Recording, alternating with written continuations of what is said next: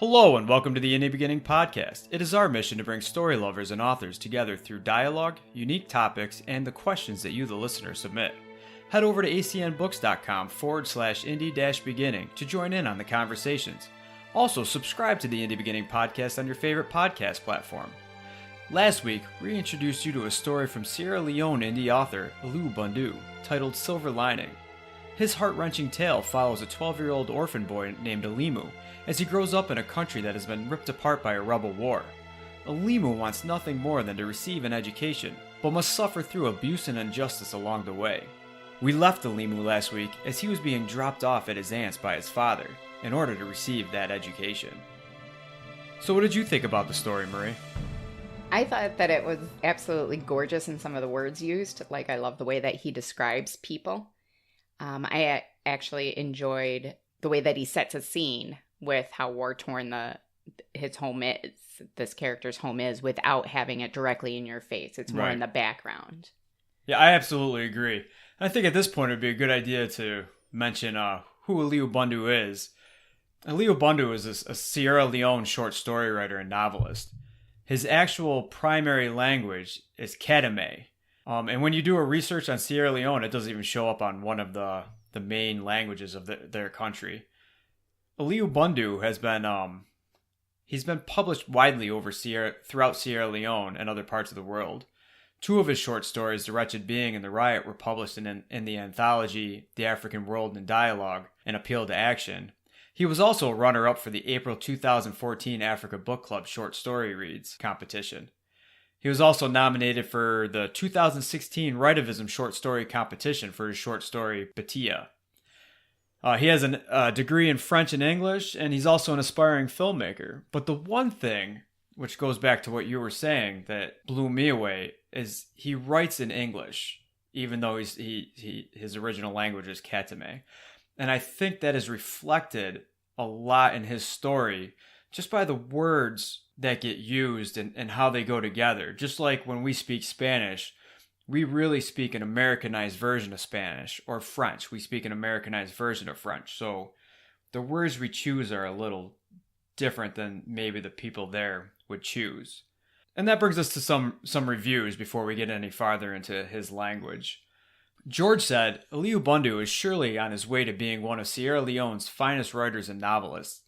With his new groundbreaking story, which in time will undoubtedly be considered as a masterpiece, one cannot wait to see this fine writer making a name for himself and for Sierra Leone around the African continent.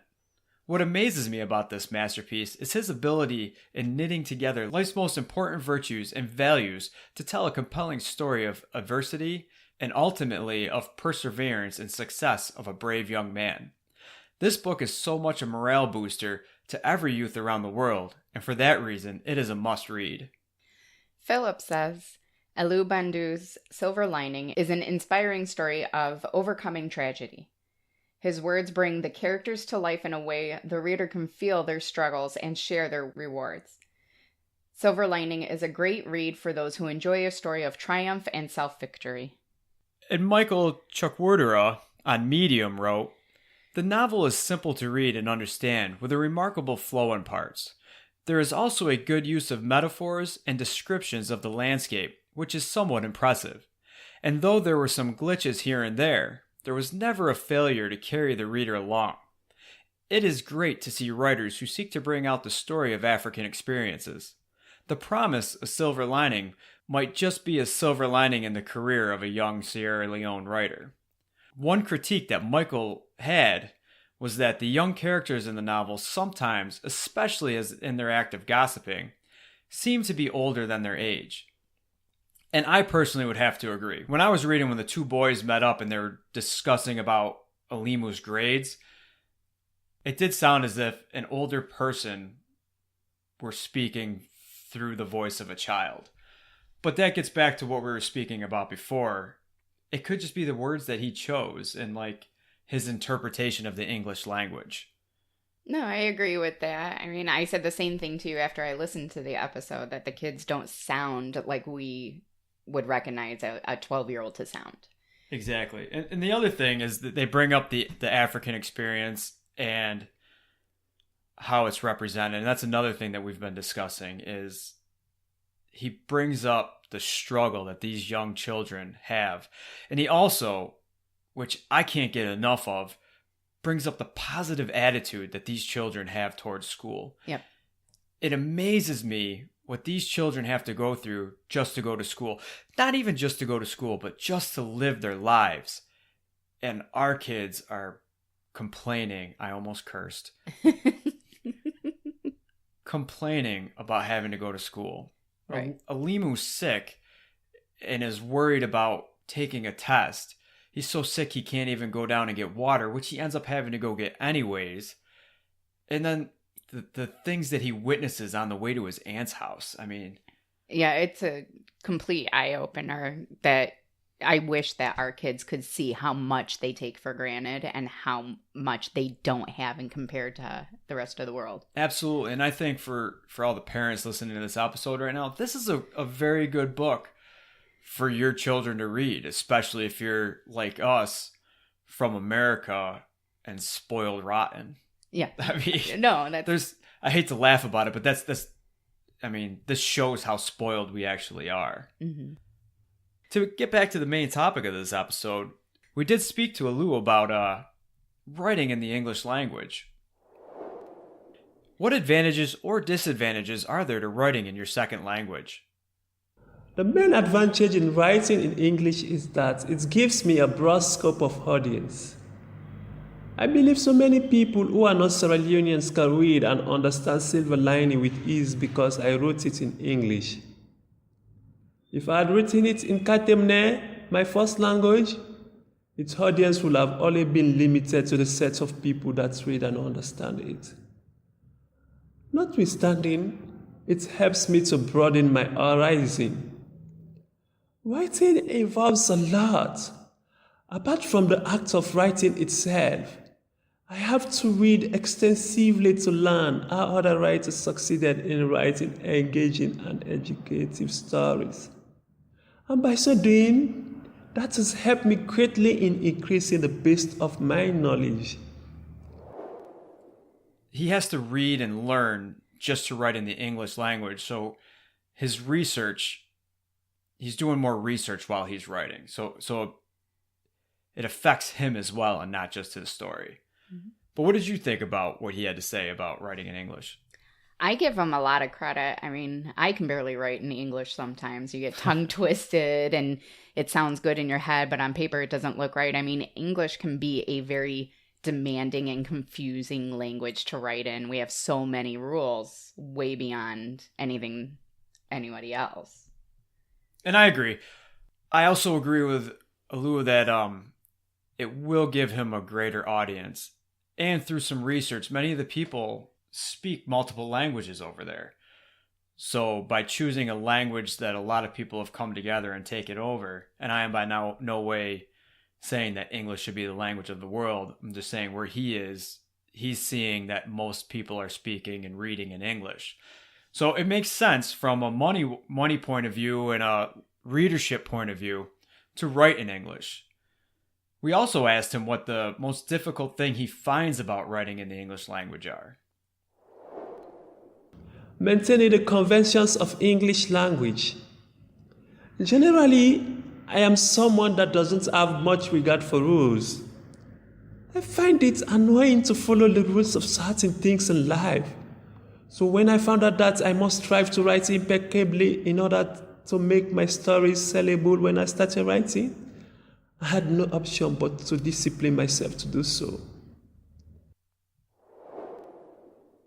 So Aliu says that he finds it annoying following rules, but when he became a writer and he learned that he must write impeccably, he had to discipline himself. I can't imagine having to write in another language, especially when all languages flow differently. Yeah. Like you put different words together in different orders. I actually found reading his book, it was almost like he almost made English new to me. Like he didn't really make any mistakes in English that, threw me off. The words that he chose and the order that he put them in were something completely new sometimes. Yeah. Like when he's describing the night after he wakes up from a dream, absolutely beautiful, but I would have never thought to put those words in that sequence in a sentence. And you were bringing up, and you brought up earlier about how he described skin colors. Mm-hmm. Over here in America, to say somebody had peanut butter skin, we always got to worry about how people are going to be affected by that when it's just a color. Yep. It was just refreshing to just be able to read a book and see that he sees things the way that we see things. But I also found it almost poetic in some of the ways. Like, I didn't want to put the book down just because I enjoyed reading the sentences. Yeah. Which you'd think would be weird because he's not writing in his primary language. And what does that say about primary English speakers writing in English, where I was kind of but boosted up by his writing? Mm-hmm. It just says we're getting lazy. Oh, yeah. With our writing. As always, we asked the author what they wish they understood about the writing industry when they began. What I wish I knew about the writing industry when I started my career are the challenges that involved in getting published traditionally. When I started writing, I thought that the most difficult thing is to finish writing the story. And that once I'm done with that, I will get a publisher that will invest on it and put it out to the world without headache. So it was a shock for me when I started receiving one rejection letter to another from publishers when I decided to shop some of my stories around. In fact, I also learned along the line that it's very difficult to access the editors of top publishing houses, and that if I want to access them, I need to first of all get an agent. Being ambitious, I searched for agents online that accept submissions from African writers and started querying them, but I couldn't get anyone that will represent me. And Alimu faced many of the challenges that all of us authors face, especially with so many people seeking representation and publishers, and none of us know the challenges that are going to be out there from that first book. Especially as an indie author. Oh yeah, it's really, like he said, I mean, it could be heartbreaking. You receive more rejection, no reason as to why there's a rejection other than you don't fit what we need. Well, why about it? There's no advice, there's almost, when you're applying to agents or publishers, it's very, very cold. Not only is it cold, but you could tell right off the bat that they didn't even read your proposal. They saw your name, they saw your return address, they automatically sent you the rejection letter. And I understand that they're busy, and I understand that they're all busy, but that is so discouraging. Mm-hmm.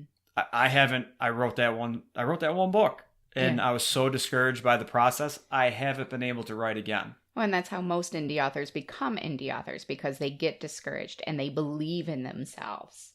So they take the path of doing it all themselves.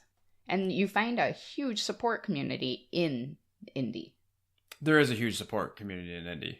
And I like that he said that, he was ambitious. He searched for agents. But that's also telling right there, because he said he had to search for agents that accept submissions from African writers. It doesn't matter if you're African or British, Chechnyan or Russian. Great writers are great writers. It shouldn't matter the language that they write in or their geographical location. I mean, he has a phenomenal story before us, and luckily we were able to read it by submission. I mean, well, and look at how much effort he put into his submission because of the location, because of where he did everything, all the steps he had to take to get to us. Yeah, I mean, it's not like he walks into his living room like we do and turns on the phone and there it is. We conversed like that. But when he had to send us big files, Aliu actually has to go somewhere to do it. So congratulations to Aliu on hopefully his coming success. Absolutely. And I hope this helps him, because this was a great story. Again, everybody read Silver Lining by Alieu Bundu. I know I'm going to read it again.